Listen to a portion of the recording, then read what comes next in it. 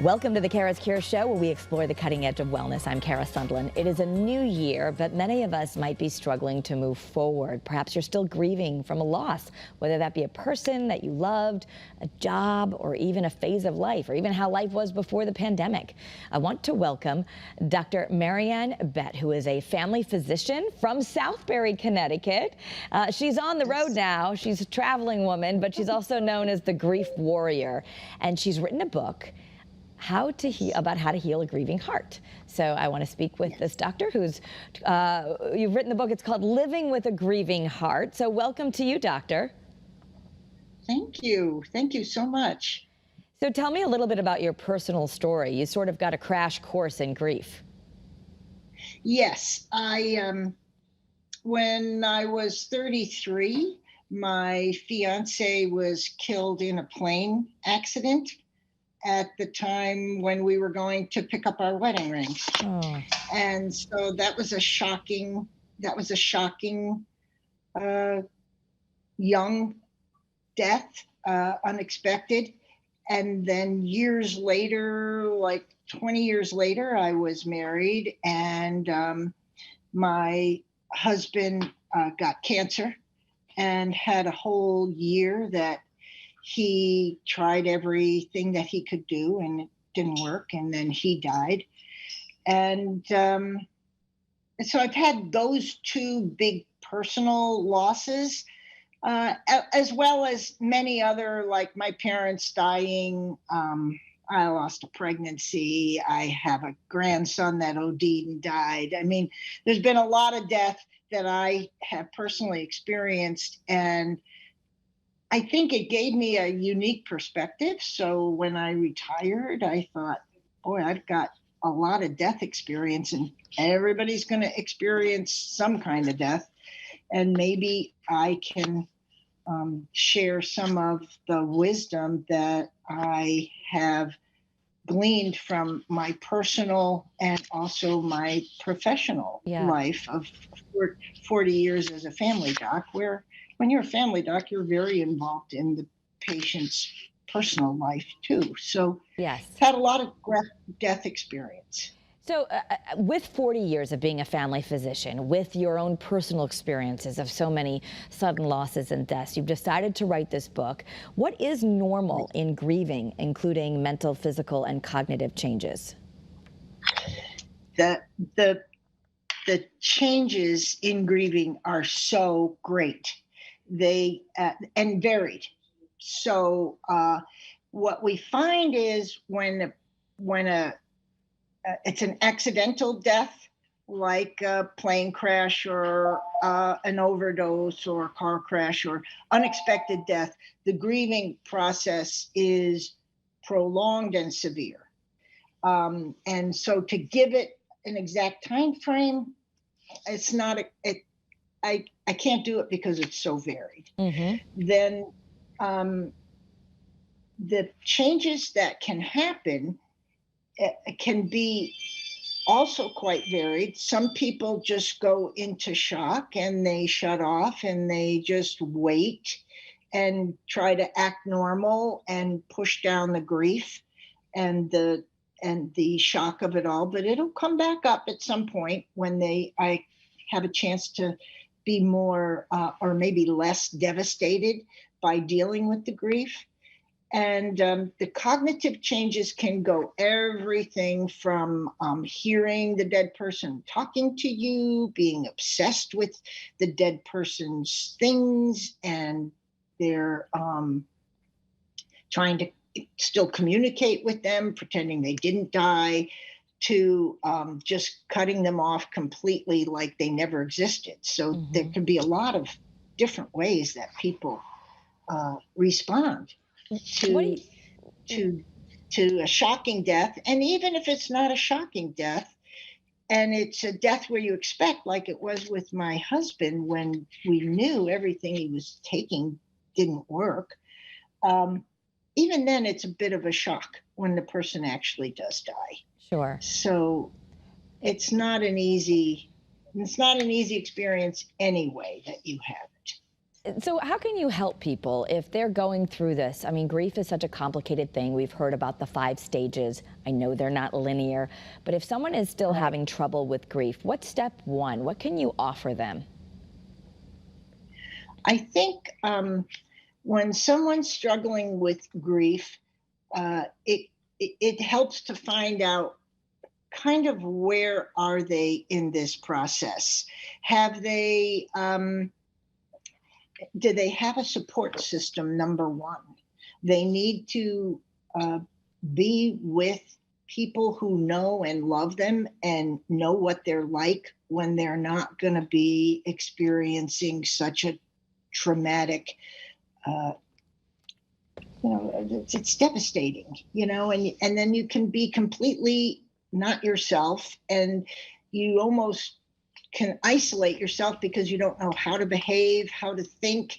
Things can happen to you and you're like, well, where did that come from? How did that happen? People have panic attacks. They have a host of physical ailments can come about. And so it's important to find out what area they're struggling with. Hmm. The thing is, Your dog is people grieving. people have bonds. They make bonds. All of us make bonds, and when those bonds are broken, like in a death, the person has to negotiate that absence.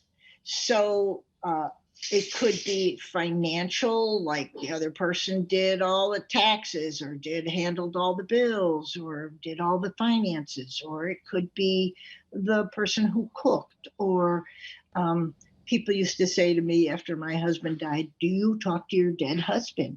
And I would say, yes, I talk to him every time I go to the dump. And they would say, what? And I said, listen, for years, this man went to the dump. And I would say, how was your day, honey? And he'd say, oh, today was a dump day. And I went to the dump. And I would say, oh, good, good. I had no idea what that was. But when I started going to the dump, I realized, holy cow, all the steps involved, what you do, you wind up talking to the people at the dump, you get yourself organized. And so you start to pick up all the pieces that the other person did, and there's a more like sad communication there too, because you know what they did and you didn't appreciate it maybe at the time. Right, right. So there can be regret. People can feeling regret. The funny thing is, I knew I was going to do this talk with you this morning, and I'm at my sister's house in California, and there's 4 of us that are 3 widows and 1 widower. And we sat around last night talking because I said, hey, listen, we've all been through this. What is your experience that's the best tips we can give people? And number 1 was don't do it alone. Mm-hmm. Don't isolate, get with your friends, even if you're there crying and feeling sad. And there's only so long you can cry and carry on before you either have to get up and go to the bathroom or, sneeze or eat or, real life intervenes. And then the other thing was we all felt the best way to honor our dead spouses, or it could be your dead loved one, whatever, is to live a good life. Try to enjoy your life to the best that you can. Keep yourself healthy. Don't take side trips into street drugs or excessive alcohol. They're really side trips. You're going to come back. You still got the same amount of stuff you have to deal with. And let me see, what else were we talking about? Let's talk about. One of the things you mentioned is there are some effective ways that you can tap into healing. What are some of those effective ways of tapping into healing? Okay, I think one of the most important things is to calm yourself down, to calm your body and your mind and your spirit. And you can do that by a number of ways. The physical things are as simple as walking, going for a walk, yoga, Tai Chi, those things that encourage a mind-body awareness, connection, and control. I mean, it's really hard to be doing yoga and breathing right and crying about your dead loved one. Right. You have to really just engage in the process of the yoga or the breathing. And it actually gives the neurochemicals in your body a chance to reboot themselves. Because when you get really stressed all the time, it's not just your thinking, it's your whole neurochemistry. Mm-hmm. And so that's important. One of the biggest things that people will frequently talk about is engaging in nature. Yes. So nature can be anything from camping, hiking, to even just going out at night and looking at the stars. Or even if you can't get out, you can even just look at things on the internet. And it gives you a chance to put your own self into a perspective of the world. Like the song says, And I hope you still feel small when yeah, you stand beside the ocean. But I think we have a picture of your book, and I know that it's your second book actually, and yes. it's something that you've really been passionate about. You want to teach people on how to live with a grieving heart. It's called Living with a Grieving Heart: Thoughts from a Grief Warrior. How, what qualities do we need to have to become a grief warrior instead of perhaps someone who's paralyzed by our grief? How do we move from the initial problems that you go through as grief and to become a grief warrior? Well, I think first of all is the desire to not be so upset or distraught all the time, to not let your life be destroyed by a loss. And then you start to see, you're not going to feel this in the beginning, but after time, you're like, oh, I had something wonderful and I appreciated it. And what did I learn from that relationship? What did I learn from what I had? What did I learn from my loss? And if you look at it that way, you see things you didn't see initially. Like people used to say to me, how could you be so happy when your husband died and you took care of him for a year and it was a really tough process? And I would say to them, at this point, after so many years, I see it as a gift, because I never could have understood or experienced those type of emotions or feelings or understand them until I went through it myself. It's like the difference between reading about something and experiencing it. It's that kind of a difference. Right. And for me, it made me a better doctor. I think it made me a better parent, made me a better person, made me a better sister. It just broadened my whole mental outlook on life and what is life all about anyway. It gets you into that kind of a frame of mind. Sure. Sometimes you just can't have the amount of empathy that you would like to unless you've actually experienced it.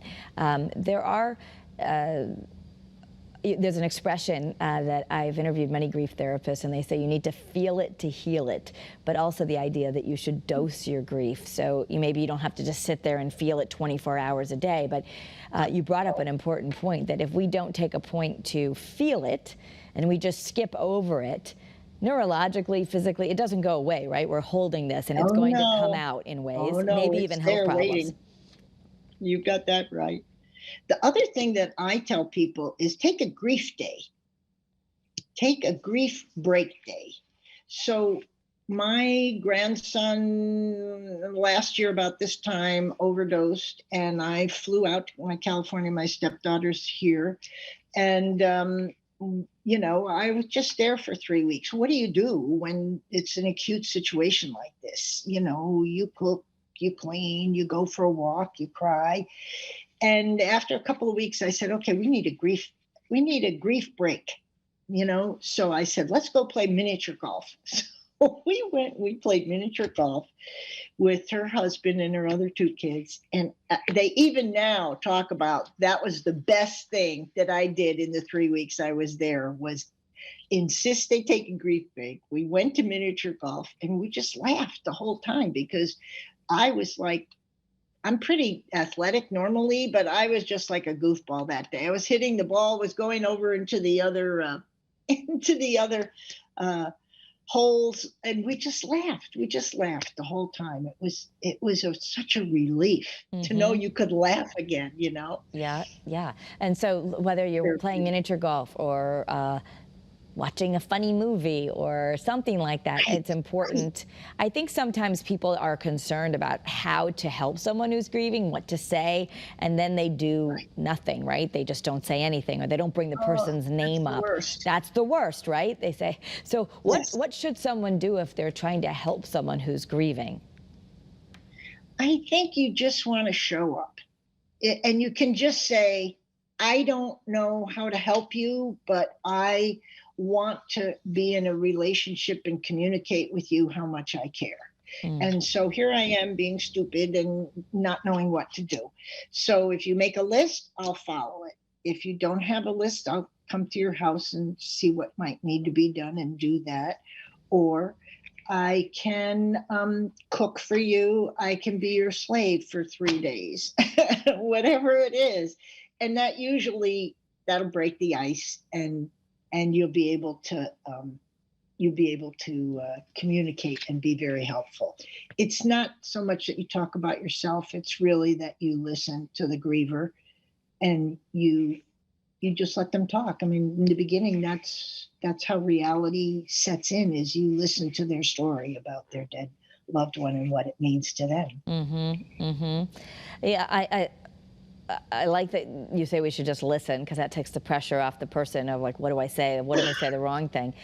You write that what I've learned as a grief warrior among great many other things is that you can bury it, deny it, or steel your heart against grief, but you cannot make it go away. There are times when you are too Right. fragile or vulnerable to fully engage in grieving and you're focused on your daily life in order to survive. But someday, somewhere, could be years later, when the wound is not so raw and our lives will not be shattered, the grief or the anger or the overwhelming sadness will come up from wherever it's been and demand to be dealt with. So if you're That's right. worried that your loved one is trying to be too strong or is just gone right back to work and maybe caretaking because they're a parent or something and they just don't seem to be dealing with it, what do you do then? Well, I think you can ask them where they are with their pain and their grief. How are they handling it? What do they feel about um, moving forward or moving without this person? Um, and just kind of put the toes in the water and see if they're interested in exploring it some more. You can just say, whenever you'd like to talk about it, I would love to hear it. Mm-hmm. So it doesn't have to be now. You can call me up at midnight and tell me, this is when it hit you. I'll be available. Okay. And you say, it doesn't, when we lose someone that we really loved, the pain doesn't necessarily go away. You say, even though you're a grief warrior, you actually will still suffer sometimes from migraines every December on the anniversary Yes, of your marriage to your late husband. right. It's certain things just don't go away. And I learned this when I was, after my fiance died, I had a mentor, a physician mentor, and I said to him, I just want to know, when is it going to be over? And he said to me, I don't know. He said, my wife was married to a fighter pilot in the Second World War, and then he got killed, and she and I years later married. We have a full family, a lot of grandkids. And he said we were out planting bulbs in the garden, and one day together, and I look at her and the tears are coming down her eyes, and she said, he just had to go back and drop those bombs and get shot down, didn't he? And I thought, oh, it's still going to hit you. It's still going to hit you at times years later. Mm-hmm, mm-hmm. And so and that's normal. That's the normal part of it. So that's what people need to know, that it's normal to get hit sometimes. It's normal years later. There isn't a set timeline. We know about the 5 stages of grief, but it's not linear. It's not like you go through them all and then you're done. No, the 5 stages are, Elizabeth Kubler-Ross was just a phenomenal death and dying therapist, but those were more for the patients that were dying.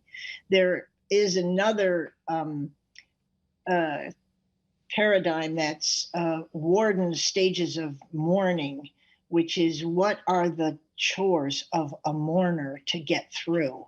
And the one is, to accept that it's gone, and to try to negotiate your life without that person. I call that the new normal. It's not normal, but it's what's going to be normal without this person. And then the last stage is, if you're able, you can look at the gift that you got from that person and their experience of your lives together, what that taught you. And not everybody needs to get to that point, but it's really nice if you can get there. It's very, very helpful. Mm-hmm. Is it different for children? Children are, it is so different for children. My husband died. My one daughter was 8. My other daughter was 13. My 13-year-old is very good with it. My daughter that was 8 at the time is still gets very angry at times. And I can't do it right. Either I talk about them too much, or I don't talk about them enough, or I haven't included this or that. She's tough with that one. So kids are different in how they grieve, and there's different ways that you talk to children about death and dying too. It's a unique situation. Just because kids go out and play and act normal doesn't mean they're not grieving. They're grieving. You just have to check in with them. What do you think about this? How about that? And then you just let them dictate where the conversation goes. Because most kids will tell you what they need. Yeah, well, and that might be something that we just ask. So, I don't know exactly what to do, but what do you need? I'm here for you.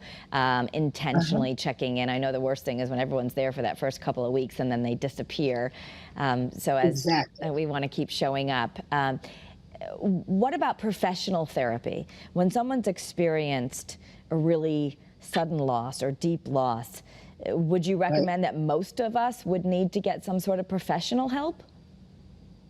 It depends on how you are at the time, because you're needing a process. You're needing to put that into a process.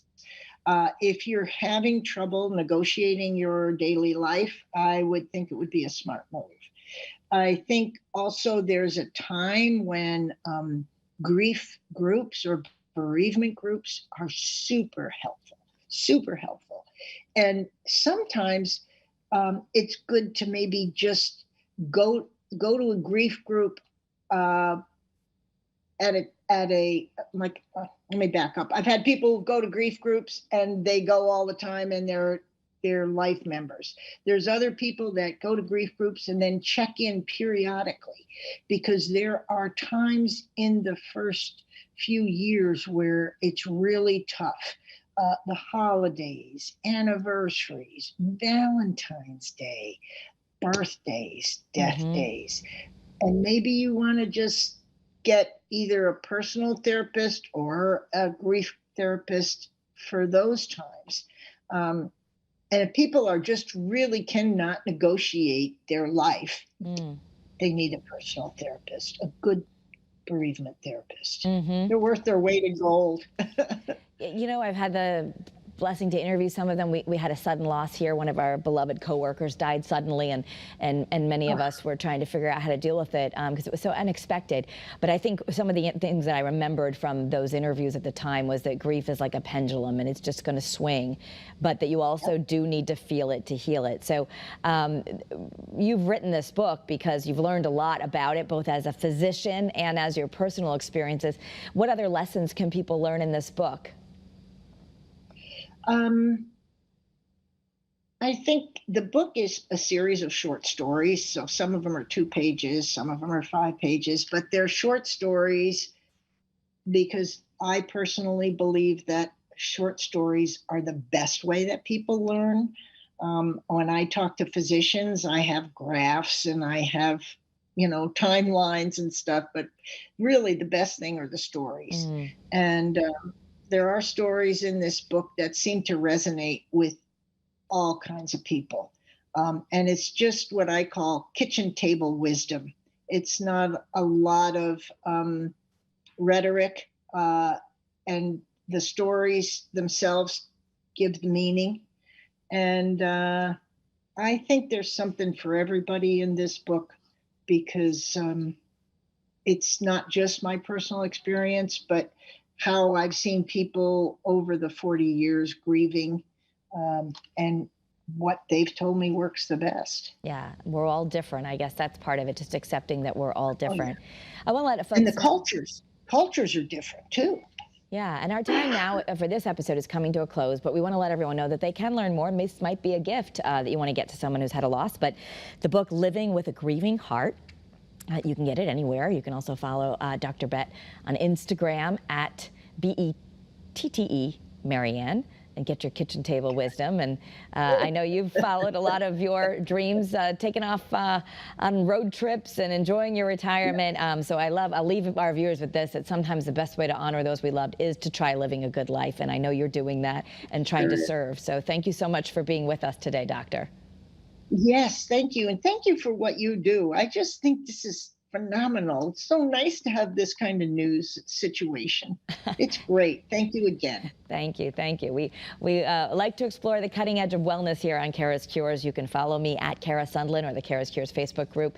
We want everyone to have a great day and be well. And again, we'll have the links up also on my Facebook page if you want to get this book later. Thanks for being here for another episode of CURES Cures, where we explore the cutting edge of wellness.